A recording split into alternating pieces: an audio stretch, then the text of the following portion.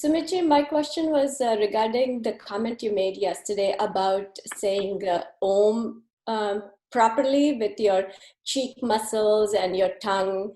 And I would like to know a little bit more about that, if that's okay. All mantras are energy units, but Om is Anahat. Anahat means we don't know its Nada, what it is. There are a lot of people who chant it in a different way, and we feel that is good enough. But that is now how it is. When you say Anahat, so Anahat means something which is not known, which is unstruck. It is like the Veena. Veena is understood as the first musical instrument of Saraswati, and Saraswati is the goddess of knowledge. So when you say Veena, it is an unstruck instrument. The first string which is struck on it, that is Om. The moment you wind it, it is Om. And that a lot of time we don't understand it. So once you understand the Veena, which is very much described in a lot of texts, you understand Om. So when you chant Om with proper different phonetic consonants, when you actually go and chant Om, which is the combination of Ma, and Nad. So it is one is an Akshar Brahman is what syllable is. And one is Dhvani Brahman, where there is just the Nad, there is no Akshar in it. So when you chant it properly with different intonations of your cheek muscles, then only slowly but surely, you reach that unstruck chord where you just understand the Dhvani and not the syllable. So that is the concept behind Om. So, a lot of time people say Om, so you say O-M. Some people say Om, say A-U-M. Some people will say it right from the belly, So there is like if I'll say Om, then I'll say Om, then I'll say even this nada is Om. So when you start concentrating on this in a much proper way, by balancing your body with proper disciplined diet, then eventually, that things develop. For that, what happens is that you have to start with the gross, and the gross is what is said in the Upanishad, O, Ma, So when you say then you have to make a little bit of cheek to say I can say but this is not When I say it is 2 matra. When I say it is half matra. When I say it is 1 matra. Now this is when I say this is anudat. When I say it is udat. When I say it is swarit. So these things you have to go into different cheek forms even to utter that syllable. And that where the slowly but surely when you start developing it, your intonation becomes proper. And then eventually when you start getting it in sync, that anahat nada, that unstruck chord. See, imagine, before the sound of music, when you wind any musical instrument, when you start winding a string, you take a guitar string, you just lose it, and just start winding it. The moment you start winding it, a time will come when a tension will come, and that first strong will come. It is anahat, it is just coming. It could be, you can say it is out of sync, but you loosen a string, and when you just start quickly doing it, that first, when the tension comes, when the nad comes, that comes a point of spanda. When movement it gets unstruck, that is Om. But for that, you have to really have very sense knowledge to pick it up. The moment it sounds, before that, what happens is the anahat. The moment it is struck, it becomes ahat. So it becomes Akshar Brahman. The moment it becomes that, it becomes Shabda Brahman. The moment you're reaching that point, it becomes Nad Brahman. And that is what we mean by anahat, the unstruck. So how will you know something which is unstruck? And there lies the problem, because then we start resonating with different rendition of Oms. Somebody is coming from a Brahmin family. So you say maybe he must be saying it properly. But no one knows to say it properly because phonetics are lost. The Shiksha Paddhati, the Chanda Paddhati always give us a literary account of what has to be pronounced. The pronunciation is lost. It can only be understood through by clearing your mind by all the threads of life. So when Aham manifests in you, only then the Om can be understood. So it's a very technical thing. So a gross level recitation doesn't give you that much more, insights into it. But the moment you feel that I'm chanting it properly, is I'm chanting it and then I'm getting this resonance, then as I said, you're again going into the avidya. You're thinking, I can do it properly. But it has not to be recited properly. It is the anahat. It is something which will get struck in you automatically. And when you can go 1 point below that struck, you reach the pranav. So that is the beauty of that pranav. So therefore it is understood as the all ultimate consciousness. So you start with the gross, but you go slowly but surely into the subtle. I hope that answers your question a little bit. Yeah. Thank you so much. But so that means it is something that has to come naturally. It is not something you have to arrive at it. It cannot come naturally. You have to arrive at it first through reason and then through surrender. Okay. Can we hear you say Om? It's like even if you hear me say Om, then it is not the perfect Om, right? Because if I keep quiet, then that is Om.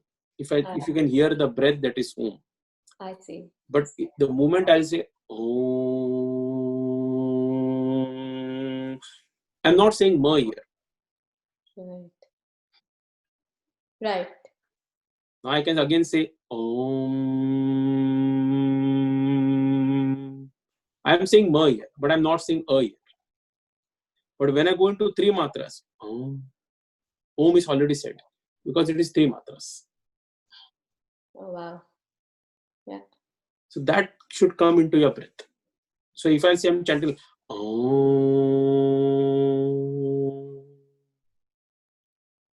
how many matras it is? This is 15 matras. This is not Om.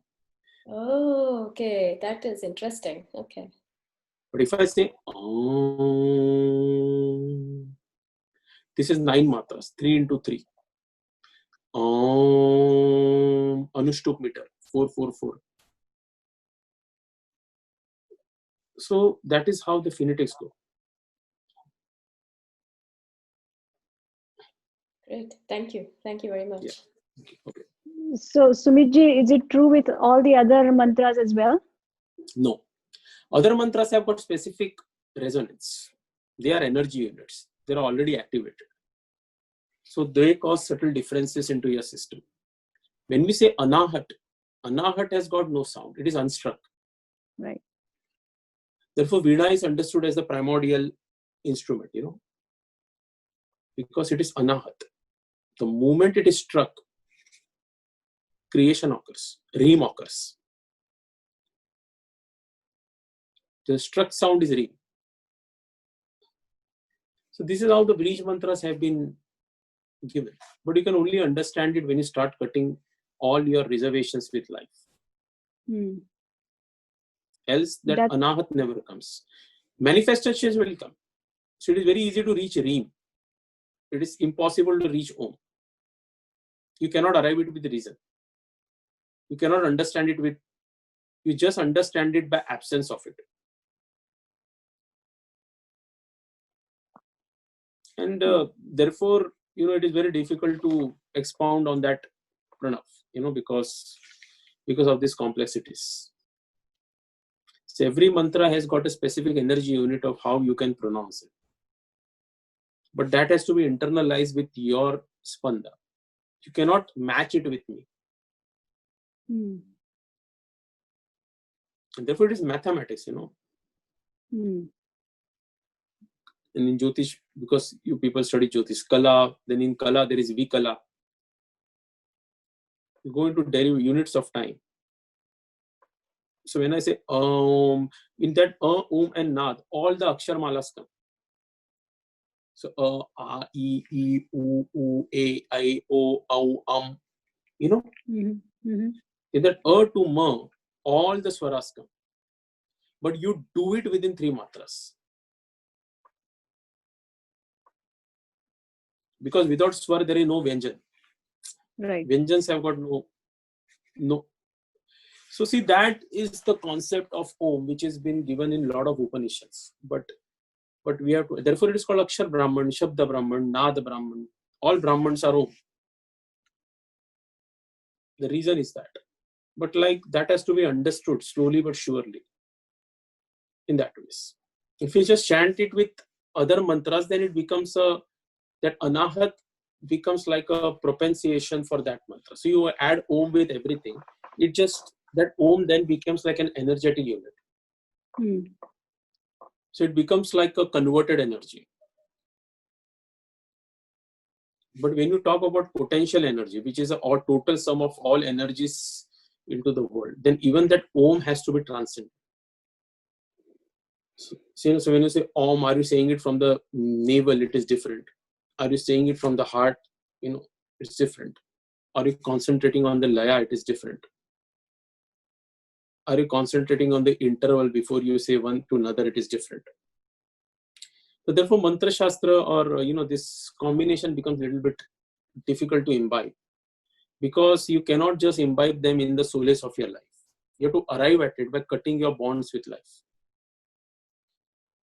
When the mind becomes totally accessible as a potential to go into multitudes of regions, only then the Anahat Om is understood in it. But when your mind starts getting restricted with validations, with sorrows, with happiness, then the Om doesn't manifest. Because what is Anahat will never manifest in a manifest. So does that mean that you should not chant it? You should chant it. Because the Akshar Brahman still has a meaning. But what you have to reach is the Nada Brahman, the Shabda Brahman, which is Anahat, which is unstruck. And that unstruck is the potential of all the energies.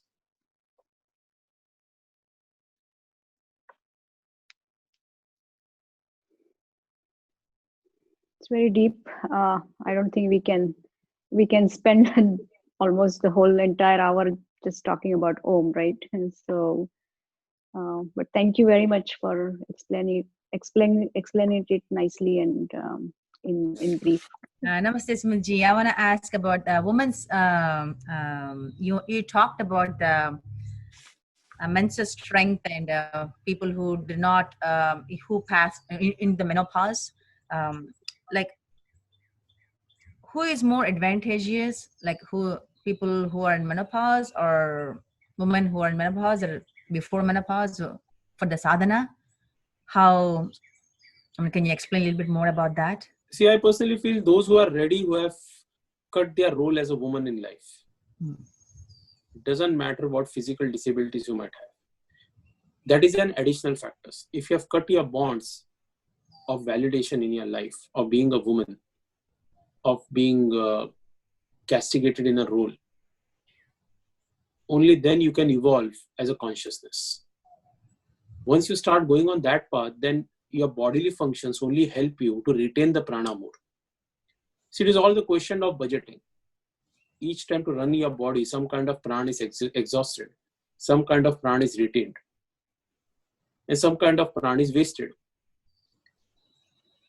If you can retain the sum total of all pranas and make the usage to bare minimum, then it becomes very easy for you to transcend. It is a very mathematical thing. Part to spirituality is not a random thing. It's very mathematical. If you say 21,600 pranas, then how much are you spending to create that egg? See, if your uterus is totally lost and your brain is using so much of prana just to create something which is not there, then we have a problem. But when you start cutting those bonds, nothing affects you. You surrender to someone. It could be a guru or something. And it doesn't matter, whatever it is. That is the reason why gurus are so important, because it doesn't matter. You say he'll take care of it, she'll take care of it. You're not spending your prana in getting stressed up. A guru could be a deity, guru could be a book, guru could be anything. Then the quotient is that you are budgeting yourself. It is like a fixed deposit. You are not spending anything. You're saying, okay, whatever stress comes, they will take care of. Abuse me, kill me, like me, do anything. You progress. in that process also, then whatever the guru tells you to do something, a diet or something, you do it. So what you're doing, effectively, you're preserving the prans utilized by every chakra. Like if they're 21,600, then it is like, I don't remember the numbers right now. It is like 4,000, 4,000, 6,000, 6,000, 2,300, 1,300, something like that, which is given to all chakras. Some people do that derivation. Then you just reduce it. And then when you start understanding it through your physiology, as you're a woman, so you'll require more pran to create eggs. You'll require more pran to do menses. For us, it will be different. But because if your menses are becoming proper every month, then you are gaining more prans. So this is a sum total of everything. How this pran is entering into your body through breath. You're taking it in, you're throwing it out. How you are imbibing into your body and making it flow through the minutest of the channels is through diet. So once you start understanding it, then you start understanding your vasanas in terms of hunger, thirst, and carnal pleasures through your body, irrespective of whatever conservative family or whatever thing you are belonging to. Then you see your body only as a vehicle of physiological functions, which is excreting, which is assimilating, which is throwing out something, which is creating something. And once you start understanding it, then it becomes easy. So for a woman, though you have to stop thinking of you as a woman in the society. And you have to accept your physiology as a woman, not your existence as a woman. Yes. Your ambitions will be same as a male, but your physiology is different. So the allocation of prana is different. You bleed every month, we might not bleed. So once you start understanding it only in the sum total of prans, then eventually you can progress. So that is what the sadhanas is all about. It just alters the consumption of prana into your body. The moment you start getting vairagya, what happens is that more prana is accumulated, less, because you cut off all the stupidity in your life. Pleasing someone, getting angry on someone, laughing on someone, it doesn't matter to you. Only your focus and your path remains. And see, this is how exactly yogis used to understand it. But it was very difficult to make it understand to householders. So the concept of vairagya, the concept of detachment was put in. The actual thing was that the less you think, it's simple. Now, if you have less needs in your life, you'll earn more and you spend less. But if you say, I don't have any needs, you only earn more, it can again lead to stagnation because you don't know how to utilize that accumulated energy. So total vairagya and total indulgence is not important. But indulgence with vairagya was always said. That you indulge and get over all your vasanas, but yet don't get attached to the process of it. So these were subtle things which were understood through gurus, through sadhanas. And this is when we start doing it, then we understand the concept. And then comes your physiology. Then you start understanding, okay, what difficulties do I have? Do I have menstrual problems? Do I have cramps in menses? Then you start doing a diet because it is spending so much of, when you're diseased, you feel exhausted. You get cramps during menses, you're getting a lot of flow. You feel exhausted, like you feel you don't want to get up. What is happening? Unnecessarily, your prana is going away. So see, that's how awareness started developing. So it doesn't make a difference when you start. Can you forget your identity as a gender? Treat the consciousness moving into a physiological body which has its own structural needs. So when I'm doing sadhana, I don't even think of me being a woman or man or whatever. I just do that. But sometimes I have a feeling that being a woman, is my sadhana not enough? Should I be doing more? Or is it like differentiated from man and woman, the sadhana? See, physiologically it is different. Like Govindaji must have told you when she tells that, you have to use a left leg. So that is a physiological thing. Because physiologically certain hormones are more accessible to you than me. So see how life runs a body. See, one thing we have to understand that you get experiences of pleasure and pain in this life through your body. Nobody comes into the life thinking, oh man, this body is stupidity. I'm consciousness. No one comes like that. You understand life through this body. You get your validations in life through this body. When you say I, you feel neglected because of this body. You feel accepted because of the body. If you go into a place and somebody looks at you, you get a lot of these questions. Am I not looking right? Am I not dressed well? Because you get this validation of the body. Mm-hmm. Sometimes the quotient of being a woman is ingrained into your system in the place you are born. You might have a brother. You both parents love you the same way. But as you grow in life, these priorities change. The brother might get to go out more at night. The women will have to stay back. If there is a festival in the house, the brother might be able to enjoy, but as a woman, you will have to prepare those laddus and whatever you do. And then what happens? This association with womanhood starts. We start linearizing our physiology as a curse, as a restriction. Once you start doing it, then your association with the consciousness goes away. One time in life, what happens? You progress in life, gone through marriage, motherhood, eventually it dawns on you, for whatever reason it might be, that no, there is something extra sensory. I need to find it. It could be a cultural thing because you have started in a family, or it could just be something an accidental that you find some sadhana. And you start doing it. 80% of time your guru will be a male. In male stuff, most of the times, celibacy is important. Because for us it is important. It is retrograde. So where the prana is most secreted, can you use it less for more? For us, the moment we shed our semen, it consumes a lot of prana. Now modern medicine will say having masturbation is good for health, and they are not wrong physiologically. But pranically it is bad. Why? Because the moment you shed it, you're losing 80% of the prana accumulated in the swadhisthana. It is difficult to replenish it. For a woman, minimal prana is gone if she has got new menses. But maximum prana is gone if she has got menses, which is problem. So if you are losing 70%, you are losing 95% if your menses are bad. Because you are not creating anything new. So it is all about this prana which is circulating into your system. The control of it is ayam of it is pranayam. And then when you get this yam, niyam, pranayam, asan, siddhi, and you energize that prana with the mantra, with that energy units, it eventually gets coalesced with the prana and goes into every system of your body, wherever that prana is being utilized. It gets energized. Once it gets energized, then what happens? Every energy has got a gati. Energy will never be static. Once it is activated, it either go up, down, here and there.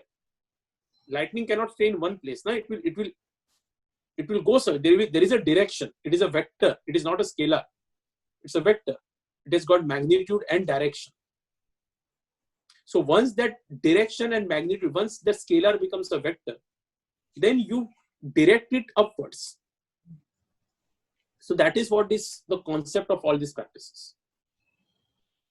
First is to arrive at the scalar form. The scalar form itself is not visible. Because nothing is happening. So these things were very mathematically put across in the Vedas. In bigger concepts like Dhumketu, Ulka, the word comes Ulka. You have heard in Ved. Ulka means lightning form of something, that word comes Ulka. So this is something which is very much generalized into your system. These were mathematical quotients given.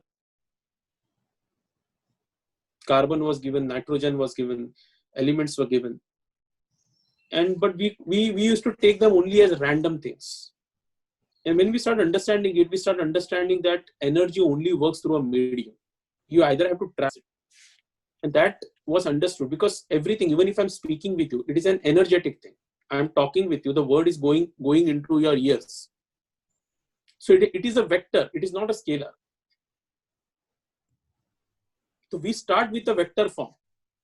but we have to go back to the scalar form. We have to go to that point where nothing is moving, yet it is about to move. The sum total of all energy. And that is where we have to arrive at. And that is the anahat, where it is there, but we don't know. We don't know it's the potential to go in any way. So that is how it was understood. And in a woman's body, we have been given that awareness to understand it. You understand it when you ovulate. You understand it when the menses comes. You know, when you have very good menses, it will be a very sweet feeling. You'll have got very, little bit of heaviness in the back and it will flow. The moment it is flowing, you'll feel like, some heaviness is going on and you're feeling light. You'll start feeling very hungry in menses.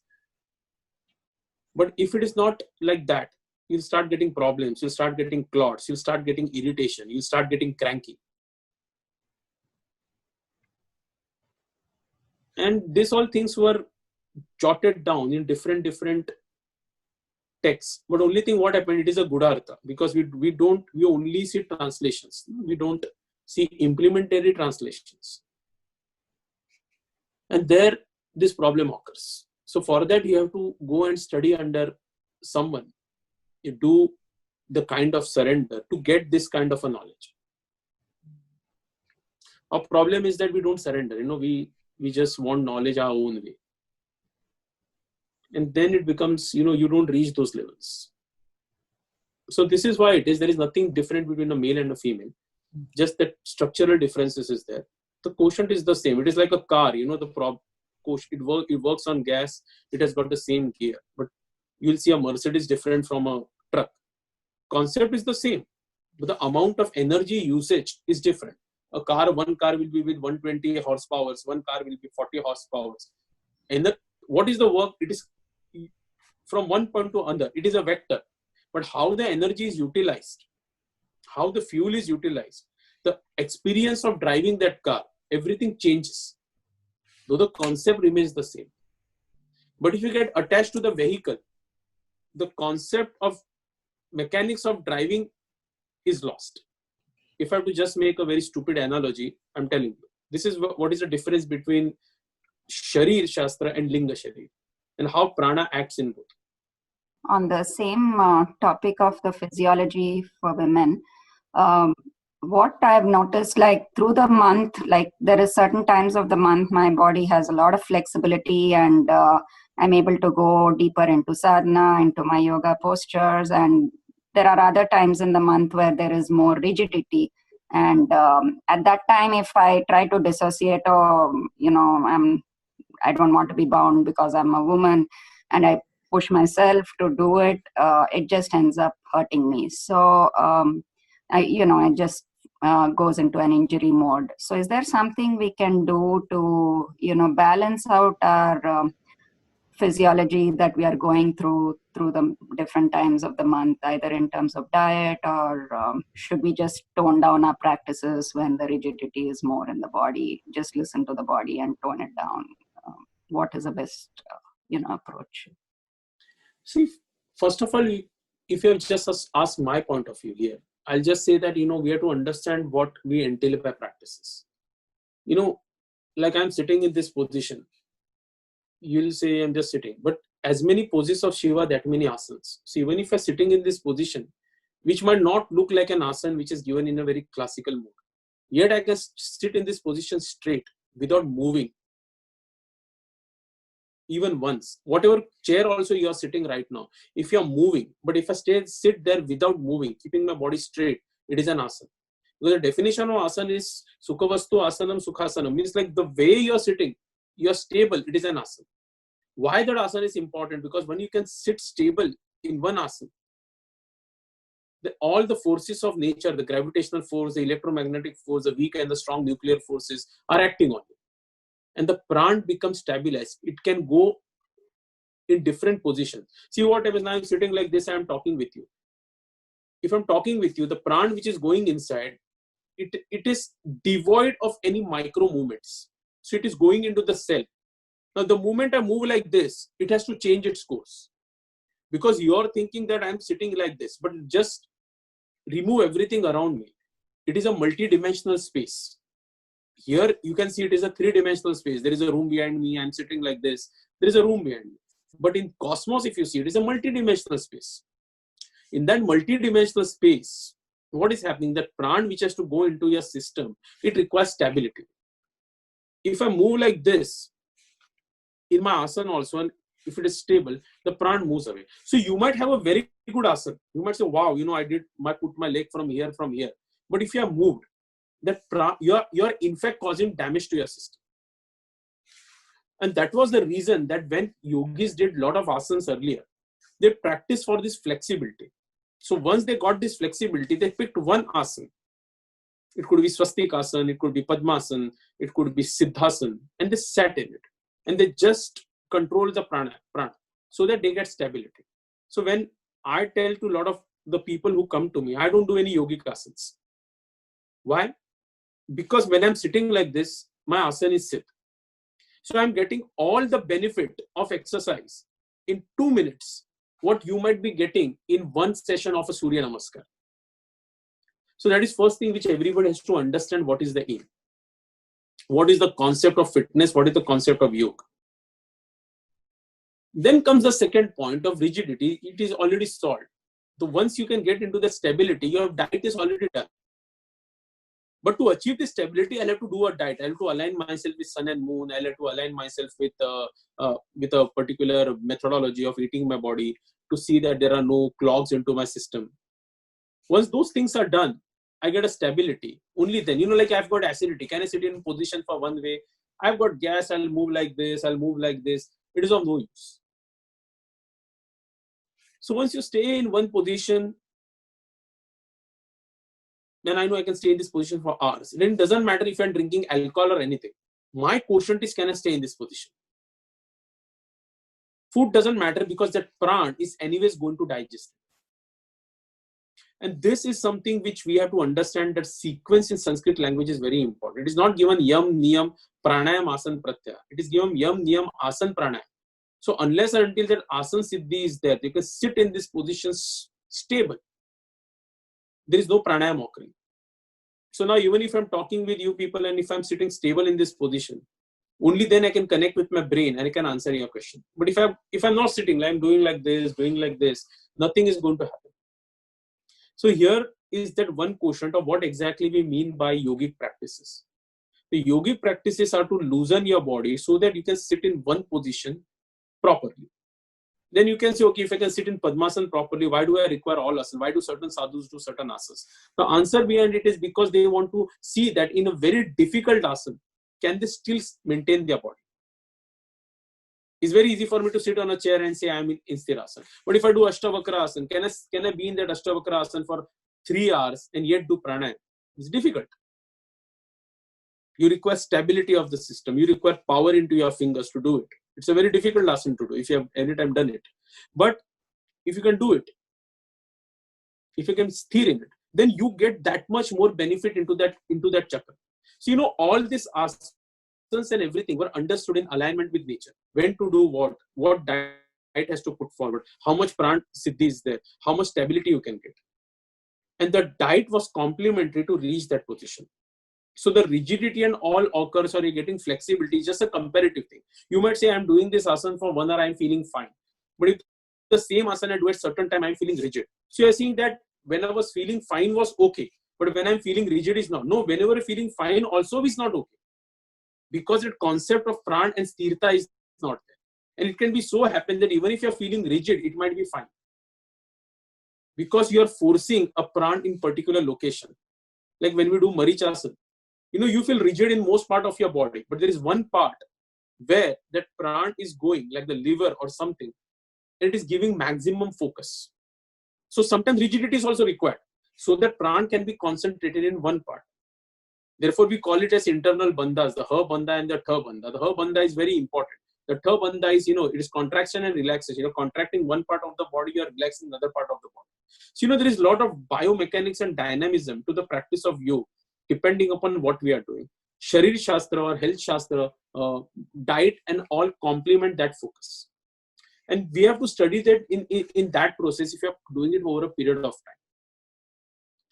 But just if you're doing certain Surya Namaskar for well-being, then it's always okay to align yourself with sun and the moon, get up on time, sleep on time, restrict your foods that you're not creating certain inflammation during your menses. Don't do much of the problem. Why? It's the same reason. Already your prana is getting exhausted during menses. Why do you want to spend more prana doing asana? So once you start doing it and understanding it, then probably what happened, your practice becomes more and more strong, more and more deeper. And again, I tell people a lot of time that once you go deep into your practices must become less. So if you're giving 3 hours to yoga now, your aim must be the same benefit of prana should come in 3 minutes. But I see the people's practices getting more and more intense. People start with 1 hour, then they do 2 hours, then they do 3 hours. And there, somewhere we should understand that wear and tear of the body, apatarpan, santarpan, what we call, it cannot be understood. A lot of people say, I'm doing yoga, it is a good thing. Not required. Yoga also can damage you. There is nothing which is stamped by nature that this is good for you. It is all in the context. So this basic ideas today people should think over it. Why? Because it has become very easily available through online lectures, through crash courses, a feel-good factor. We all are stressed. We do something, we feel good about it. So if you're restricted only till that, then this question should not be there. But if you want to go beyond that, then this entire mathematical dynamics must be understood. Sumitji, when people do all these things, what is the ultimate goal that is there? I mean, all the things that we do, right? I mean, the asanas, the pranayam, and this and that, then the mantras and all, and people are forgetting what is the ultimate goal. I mean, they are just getting caught up, and including myself. I'm not saying, I'm not doing that, but what are we looking for? I mean, what is as a human being, what are we looking for? What is the goal that that is there, or is there any goal at all? See, I can only speak for myself, because see, when I was giving this example, people come to these practices for different reasons. Somebody might be going through some really crap time in their life, and they find this practice is relieving. Some people are not finding any solution to their physical ailments. They find this practice as a getaway which calms their mind. Some people like to do these practices because it just energizes them. So we cannot say that, we cannot quantify it. But ultimately, when you get hooked on to this practice, my advice is that it is a very mathematical practice. Why you will get hooked on to a practice? Because it will take you out of a shithole. Otherwise, why will you do a practice? If you listen to some song and it calms you down, you'll learn more about that song. You'll say, oh, this song has made me feel good. Who is the singer? That is how your interest develops into something. Here is the danger point. Once you get into a practice, it is your prerogative to know what is the aim, the prayojan of that practice. Because if you don't know the prayojan, then you will get a problem. So everything in Vedantic, yoga itself is a darshan. Darshan means it tells you how to reach the ultimate consciousness. If you say Rajyu, Chitta Vritti Nirodh, which is 6. But how do you arrive at it? So this practices helps you go to Chitta Vritti Nirodh and do Ishwar Pranidhan. So that is how the Patanjali Yoga Sutras work. But if you forget the aim, then there is no point in the execution. You can very well do gymnastics. Gymnastics and yoga, if I tell a gymnast to do yoga, you won't be able to know a difference. Because the gymnast will do the same exercise like the scorpion pose, or this pose, or that pose, or the plank pose. It is also there in gymnastics. They'll do it much better than us. But what exactly is the difference? It's something, like we say, aerobic, anaerobic. How exactly the yogi's belly should be. Once we start understanding the quotient of it, this quotient of male, female, validation, mother, father, daughter, children, all go away. You only look at your body as expression, as energetic expressions of that prana, understood by your system. You start understanding time as given by Nyaya Vaisheshik. Where time is given, Dik Kal is given as a Padhartha. So Padhartha means, Padam is a certain thing, when you say, a certain position. a certain word, and artha means what is the meaning of it. So it is a very elementary thing, padarth, when you use the word padarth. So it is given. So that kal is one of padartha. You start understanding that time is very relative to you. Pran and time are very much relative to each other. Your body is decaying. And when that becomes your goal, then everything what you're talking about becomes a tool to achieve it. The whole concept of these tools is to simplify your process. But what we are doing, we are complicating a process. People start with pranayama exercises. Then they feel I want to do advanced practices. So they'll put mantra in it. Then they'll put some puja in it. Then they'll put some more things in it. And the whole concept of Darshan Shastra is to simplify it. That one exercise must be conglomerate of everything. Like if I'm sitting in your position, I'm aware of my breath.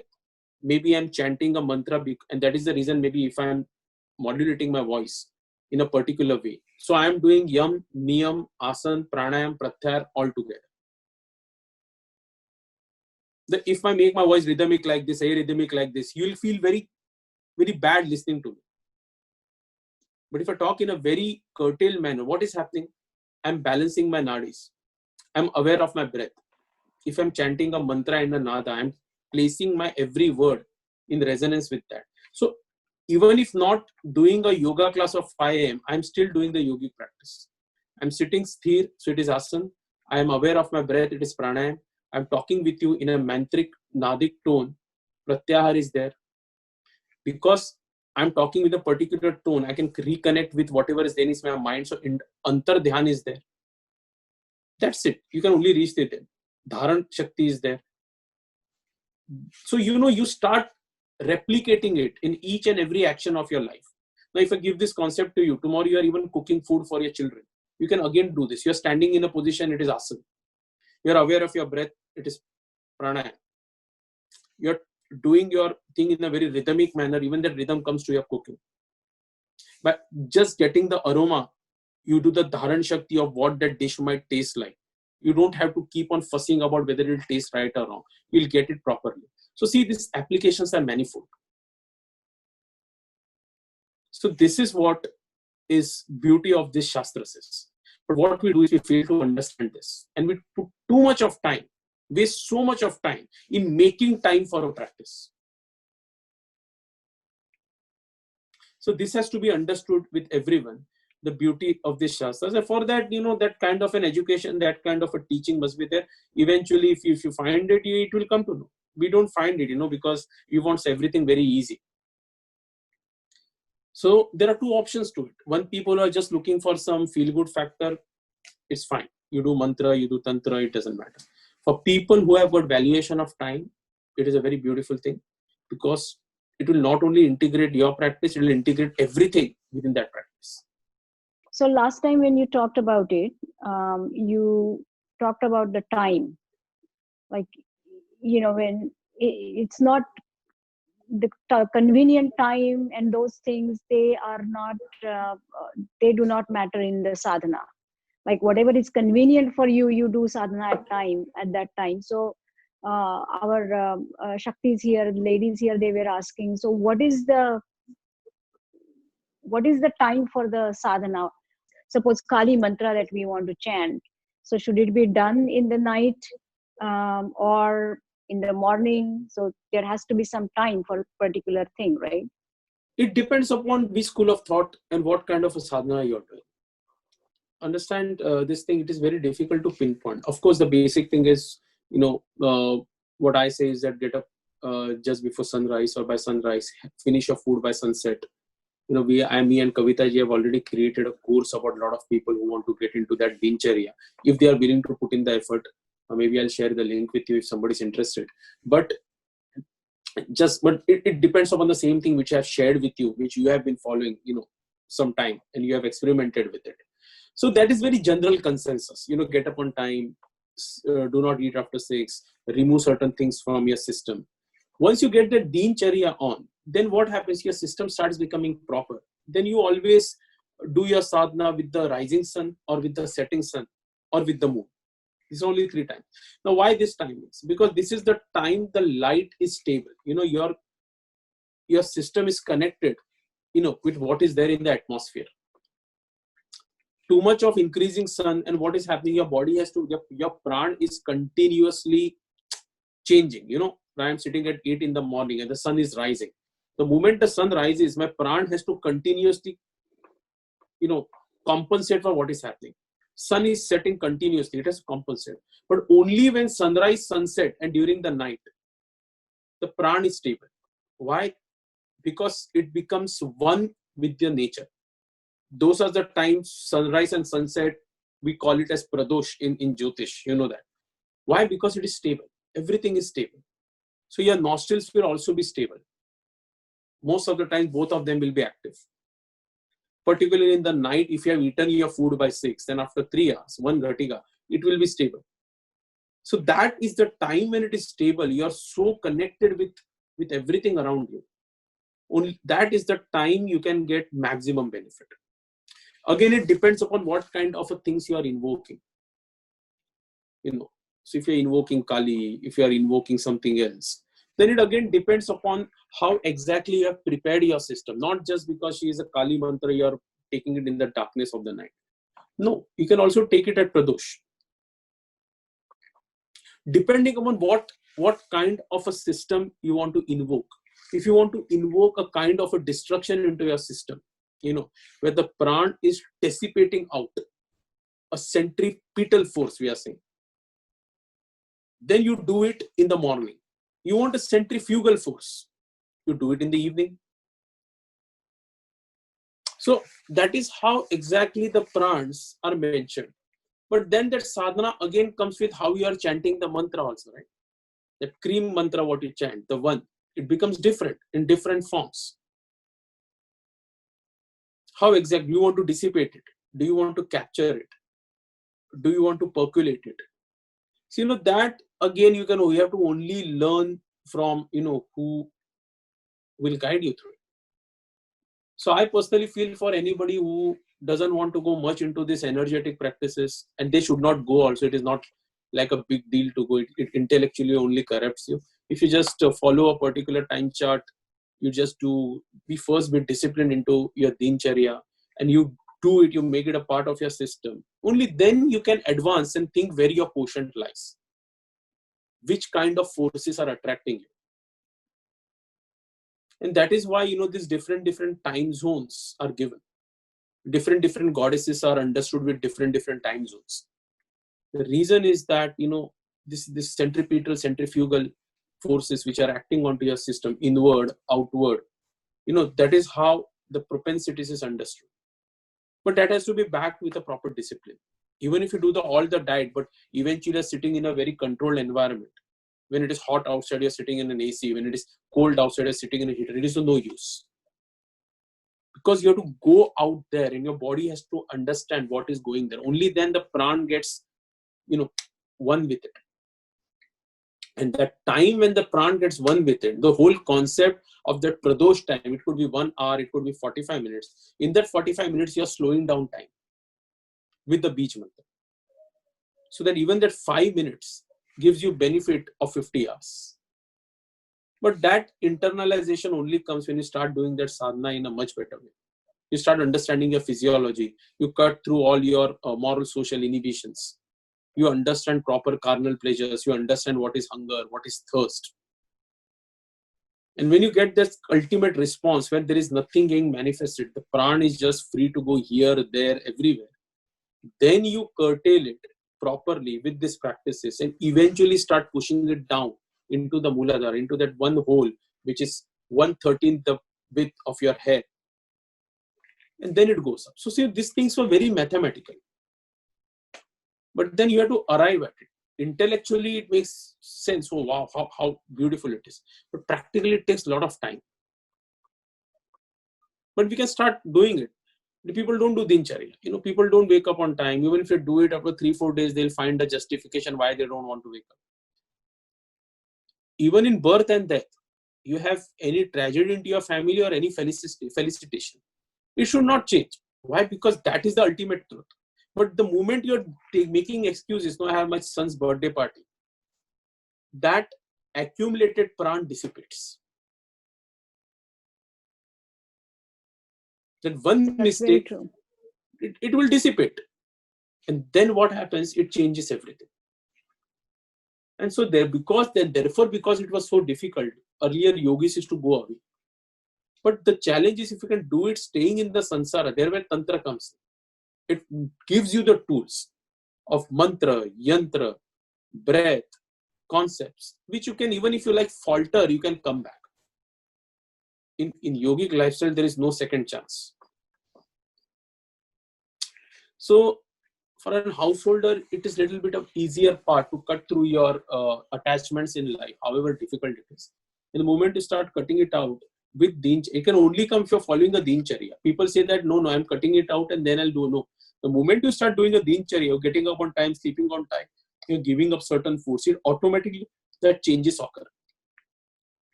Once that changes occurs, it becomes very easy to instill prana in it. Once you start instilling prana in it, you get stability in your posture. Once you get posture, then you can go to higher practices of infusing a mantra in it. If you just start with mantra, there is no asana, there is no yam, it is of no use. Of course, it will give you some feel-good factor, it will make you feel lightheaded. But if that is your goal, then there is no parallels to it. So I can only speak for myself. It is not that this is what everybody has to follow. Everybody has to derive their own quotient. This is just a discussion we are having of perspectives. So it depends upon what everybody. So I am not here saying anybody's practice is right or wrong. Everybody is right. If you are following a guru, they might be also taking you to the same quotient. It's just that, these technical aspects are not talked about because it differs from lineage to lineage. Namaste, Sumitji. This is Saujanya here. And my question is regarding when you talk about diets and just having good practices in general, what are the kind of foods that we should avoid or maybe consume more so I am accumulating my prana and not my body is not utilizing all my prana to just digest it? I'm very new into this journey and I'm here to absorb as much as I can, but I want to start with a diet and a dincharya before so I can utilize most of my time to preserve my body and energy and take me further into these practices. See, again, it's a very difficult question to answer because everybody's intent towards these practices is different. And that is the reason when I was talking with Manjuji, me and Kavita ji have created a course, on this Dincharya, which is a very simple thing for people who want to start and first see whether they can implement this. Because diet is everything. If you're interested, maybe I'll share the link. You can, as a self-study, you can do it for 2 months or 3 months. But just on a quotient, if I just tell you, avoid salt, sugars, get up on time, sleep on time. If you start with that, it becomes easy. But then again, you should know what you're looking for. That is the problem with these practices. The moment we take a practice and we get a little bit hold of it, we start associating now because I'm doing it naturally, I'm getting some insights. So maybe I'm doing it well. And it is not like that. We have to stay away from this kind of inferences. Practice will never make you reach consciousness. Practice is just a tool to simplify it. So if I tell you to do a practice like alternate nostril breathing, for example, and tell you do 100 rounds. Your aim must be what I get in 100 rounds, can I get it in 1 round? The problem was, no, he's told me 100 rounds, now I can do 1000 rounds. There lies the problem. So first that base must be there, what you want to achieve. And I personally tell people that, so many people, youngsters like you who want to go into these practices should read Darshan Shastras, should understand metaphysics. You don't require to read an entire encyclopedia of it. We should just understand what yoga is. Yoga is a Darshan Shastra. It is a cosmic metaphysical science. It has got an aim. Darshan comes from the word drish, which means to see. He is seeing something. And the aim is to see that thing through a particular methodology. We use it as a health benefit. So you're just using it as a health benefit, it doesn't matter what kind of a diet you do. Because your quantification will come from you. A lot of people do yoga to lose weight. They lose weight, fine. It doesn't matter. But if you're doing it to enhance your life, then it must come at the quotient of time. The time which is wasted in getting validated, the time which is wasted in explaining others a point of view, the time which is wasted in doing something to appease someone, if those vrittis are changing, then your practice is helping you. To support that practice, you do a diet, because that prana is concentrated at particular time, as I was saying. So for that, getting up on time, sleeping on time, giving up salts and sugars into your body, understanding that a piece of the cake tastes like the entire cake. So, once you stop validating your food choices, stop validating between vegetarian, non-vegetarian, this, that, thinking everything is shrishti, and then only picking up foods which are consuming less prana, but giving you more prana. That awareness comes when you start integrating everything as one. Our problem is that we take different sects or different practices as an additive to our practice. So somebody is taking some Ayurveda medicine, somebody is doing your yogic practice, somebody is also doing mantra practice, somebody is also doing crystal therapy, something else, and we are adding everything. And the concept of Vedic Shastras, Vedantic Shastras, Tantric Shastras is to declutter everything. But starting with all of this, you have to arrive at something which in a derivative will make you understand the integral, which is the concept of Brahma. That what is Sukshma? In Pinda, it is in the Brahmanda. So that aim first should be noted, where you want to know. Then you have to start with a proper functioning of getting up on time, sleeping on time, not eating after 6, stop eating foods like sugars and salts, stop giving up things like tea and coffee, fermented food. Just eating cooked food at specific times. That time should not be broken. Then what happens once this, rhythm comes into your body, then it becomes easy. I'll give you a very simple example. You have some interior work to be done into your house. So your friend is an interior designer. You will tell her what is the budget. She'll tell her, you are my house person. I'll take it from you whenever it is required. You'll say happy. So one day she'll take $1,000. Sometimes she'll take $500. And you'll go to a contractor who will say, no, I'll come, I'll do everything. I'll give you a budget. I'll give you a time. I'll tell you when I'm going to work. I'm going to tell you when I'm going to call you for work. And he'll quote you something like $10,000, $20,000, whatever it is. So you will feel, oh, $20,000, I don't want to. But that is more important, because you exactly know how much time it is going to happen, when it is going to happen, what you're going to get. You're giving the money, spending. But what happens now, if you do it like in a friendship way, like 1,000, 2,000, 3,000, eventually you'll see that you have ended up paying more and you have wasted a lot of your time, because there is chaos everywhere. Your friend, because your friend, he can come at 3 in the night, 2 in the night, 1 in the morning. So understand, yogic practices are like that. We require a quantification. We require a proper focus of how much we are going to spend, what we are going to get, in how much minimal time we are going to achieve. And to do that, you have to create a discipline of time, of what you're going to put into your system, what is going to get outputted. And that is how, these Shastras behave. It cuts the chaos into your life. It helps you make sense of what is going around you. Because we start as a linear person. The moment you are born, your linearity starts. You speak the same language as your parents. You follow the same religion as your parents. You have the same choices as your parents. You have the same beliefs as your parents, or most times. And even if you change those beliefs, it comes out of a rebellion. That I don't want to follow them. I want to follow something else. Very less time it comes with an awareness, maybe this is what I should be following. But yoga gives you that voluntarily awareness. But it comes with a discipline. So that thing everybody has to work out when they pick up these practices. Once you understand the importance of these practices, then the diet comes to accompany it, which can be worked out depending upon what kind of a sampradaya you are following. Because every sampradaya has got different kinds of diets. So I don't want to make a statement here saying you should be following this. But in general, as I am saying, wake with the sun, sleep with the sun, eat 2 meals a day, take away everything from here. And if you want to really go into and do a 2 months, 3 months deep study, then me and Kavita ji have created a small course, which I'll be very happy to share. Whenever you have time, you can take that and see how it implements it. But then that course is also very application based. You have to actually do it. It's not just that you are reading it and you are saying, okay, you have to do it and give yourself 2 months, 3 months along with your practices to see how exactly it is changing your system. So this is something which I follow. We have just, modified, because a lot of people keep asking me also, what is the diet? And it becomes very difficult to tell everyone the same thing, because then questions again come, okay, is this allowed? Is that allowed? And it takes too much of time. So Sumit ji, I had a question earlier. You talked about Guru.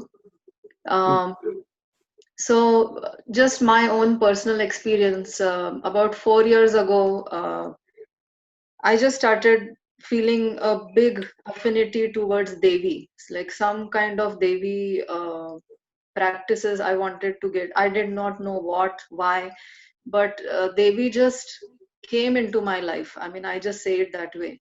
And I consider Devi as my guru. So, just if you could give us some more information about like how or why do these things happen to us? Why does a guru come into one's life when you're not even looking for something, but it just happens to you? Something just happens to you and takes you on that journey.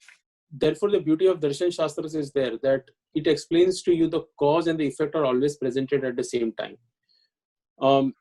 And even though it may look miles apart, it is always present at the same time. So you might say that I was born 10 years back. So a child is born at 0 months. And suddenly he gets awareness at 30 years. So you'll say, okay, I've got the awareness at 30 years. But no, for you, though, that time span exists. 0 to 30, that calculation exists. But when you see in the integral of cosmos, it is not there. The cause and effect lies in the minutest of movement. Like, for example, 1 day on Mars is 1 year on Earth. For example, I'm telling you. So time is always relative. Vrittis are also the same. If there is a Linga Sharira into your system, you're thinking that I'm not looking for anything, it came to you. You're always looking for it. Your every choice is looking for it. It's just that you're not aware of the form what you're looking at. You know, like I'll go to a place. I've got nothing. I just go into a place because my dad took me. I'll look at a mountain, a scenery. I'll feel fish. I want to sit here for 1 hour, 10 hours. Eventually, that scene will make so much of effect on my mind that I might take up to trekking and hiking. Now I can call it as a Devi, because in India, everything is called as a god. Mountain is a god. This is a god. So see, the concept never arises. The moment you say that Devi came into your mind, the subconscious mind already knows what Devi is. What I'm trying to say. So it is something which is already bound into the Linga Sharira. Transmigration of life occurs on the scale of time. But that time is relative to humans. Birth and death is relative to us. There is nothing which is being born and nothing which is dying. If you have to stick just to the Shastras.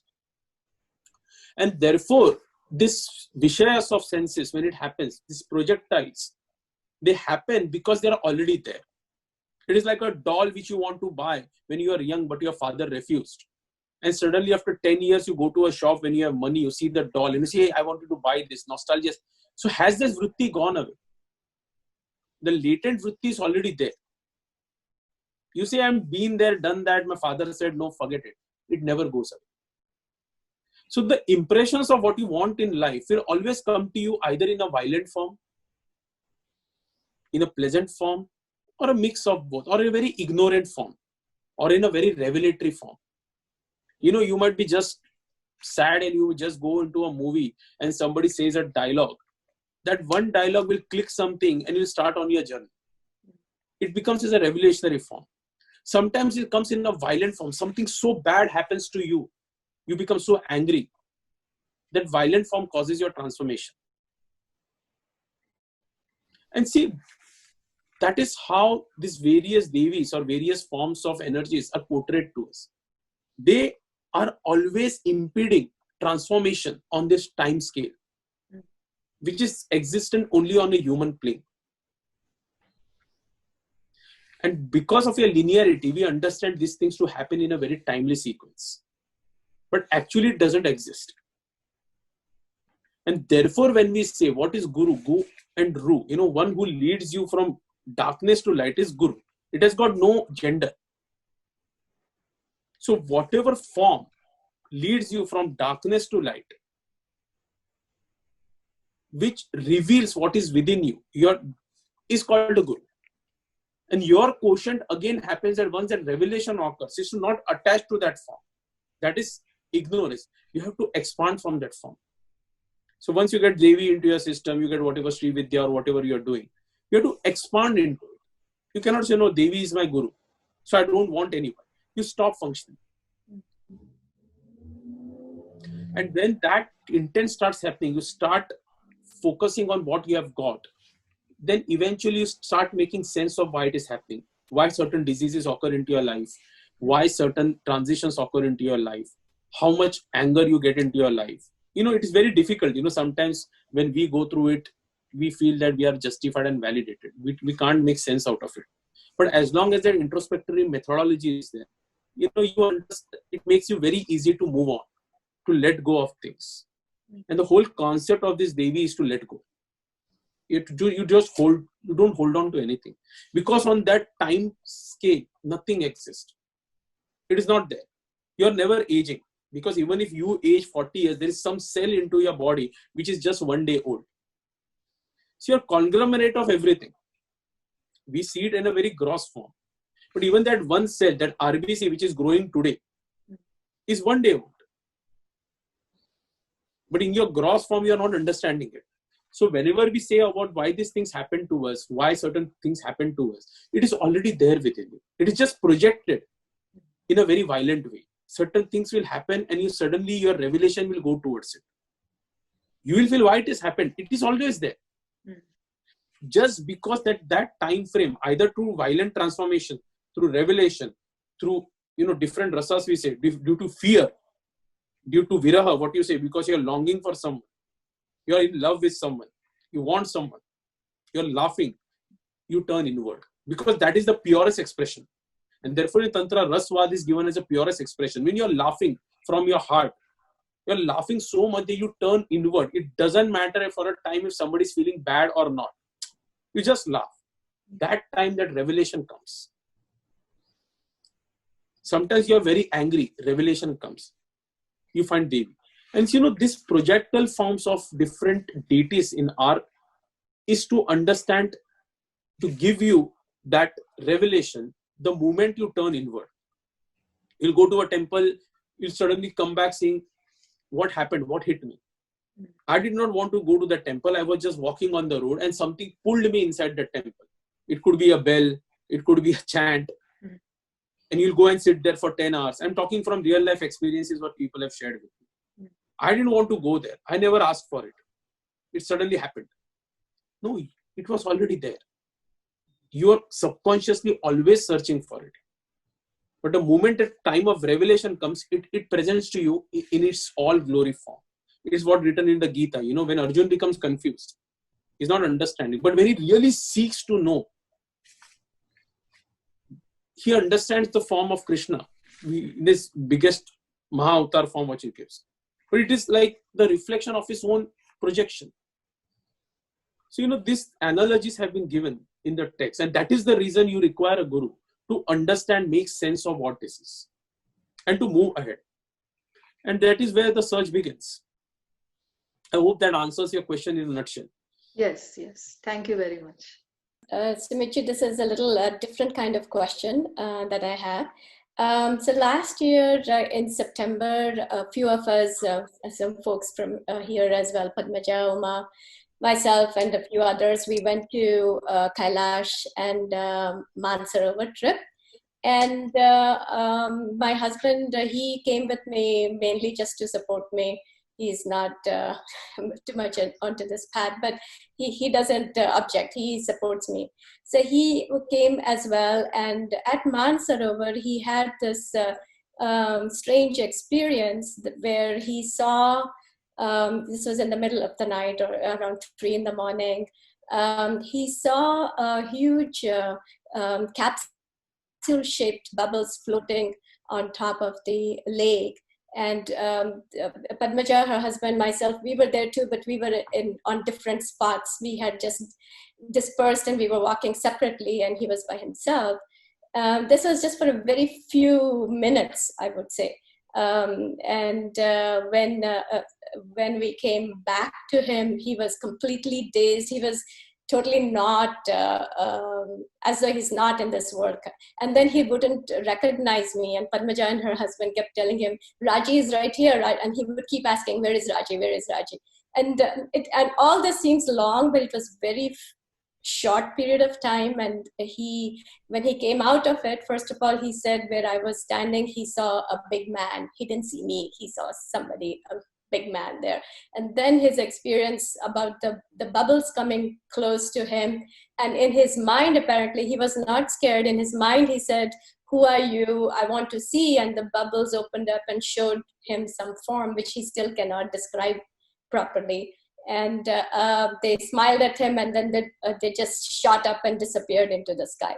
So long story short, the reason I'm asking you this is I would like to know some of your experiences as well with the Himalayan mystics. I don't know what my husband's experience was. I mean, we totally don't understand it.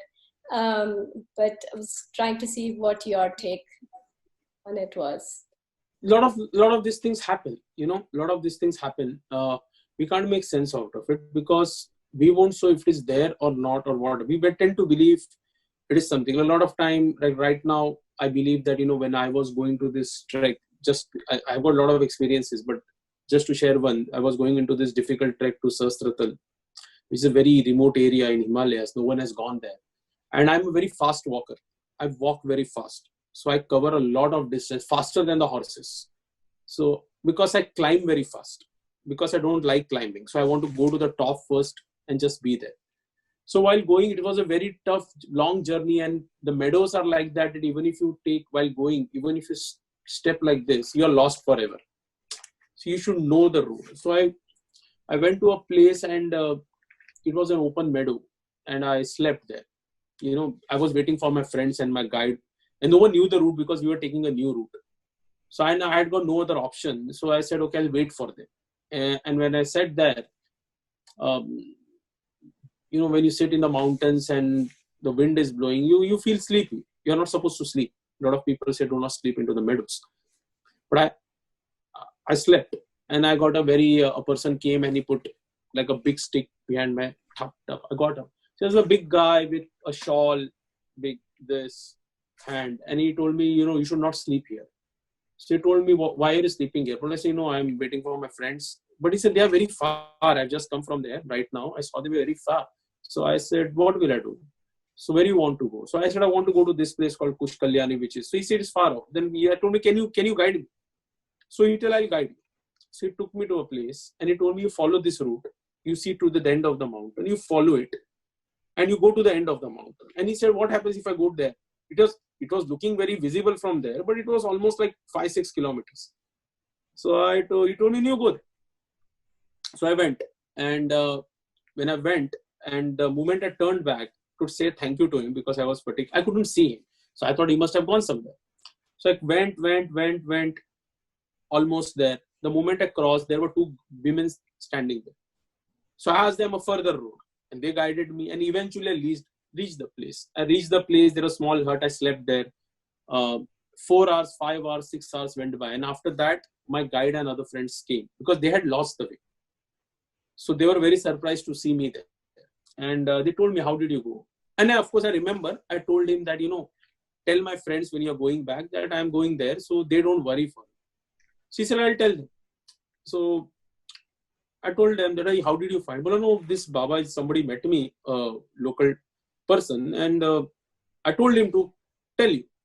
So no, we didn't find anyone. Well, he was like this, he was like this. And they became very like looking at each other, the porters. So I said, what happened? Well, no, this kind of people, what dress you say, do not exist here. So maybe you met someone in form of Lord Shiva who guided you. Now see, you cannot deny the fact, you cannot accept the fact. You do not make sense of the fact.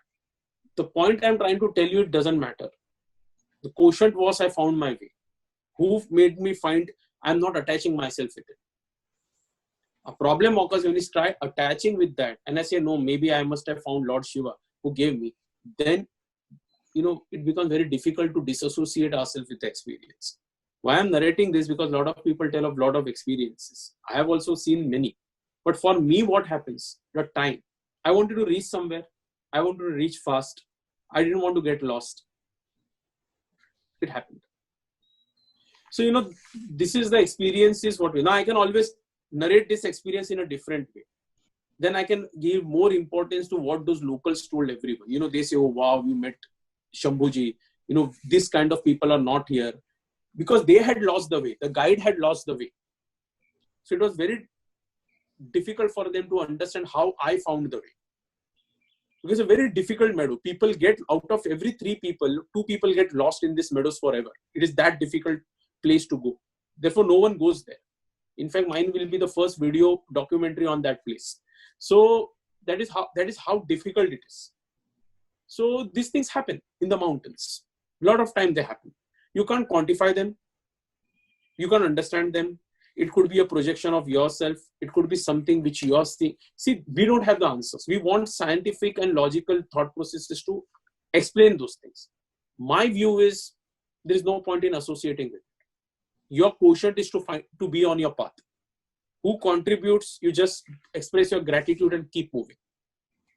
So that is what is the inferences I give to people. Some people find mystical experiences in what I have narrated. You cannot deny it. They want to find it and make a temple out of it, so be it. So this is what, you know, I gave you this narrative to explain my thought processes and how the same thing can be looked upon from a different point of view. Sumitji, one last question from me. I want to ask you, I know you meet yoginis in Himalayas and everything. Do they welcome the newcomers?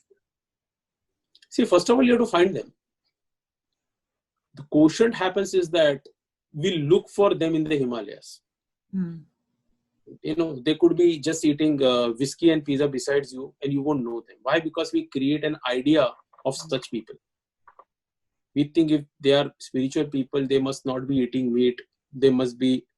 The moment you create a murti, you're not going to find it. The whole quotient with iconography is that. The moment you think of Kali as an icon, you're not going to find Kali.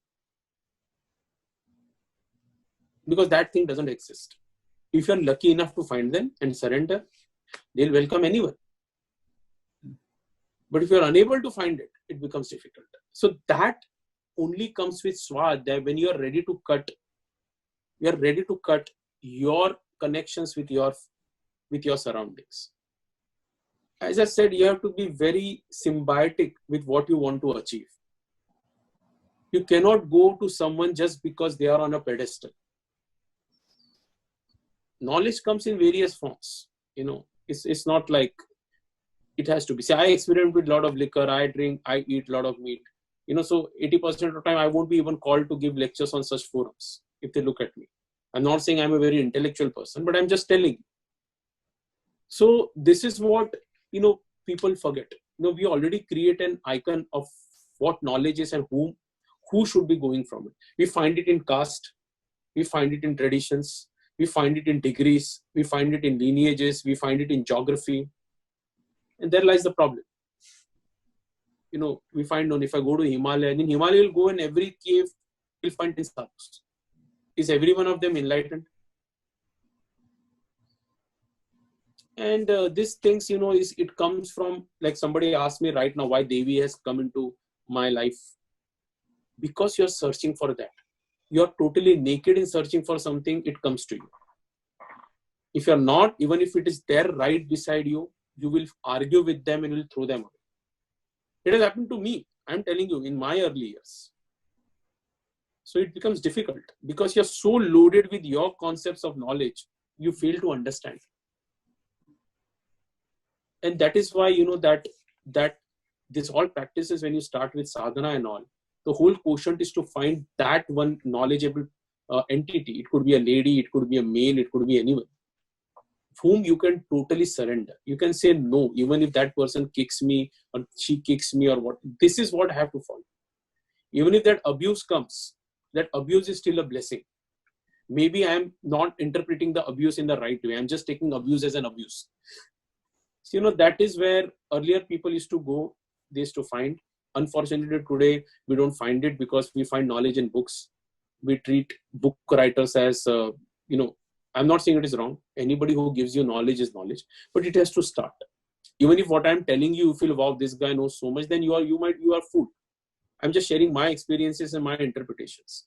If that helps you to declutter something and move ahead, you will find the guru might be just next to you. But do you have the patience to surrender? That lies.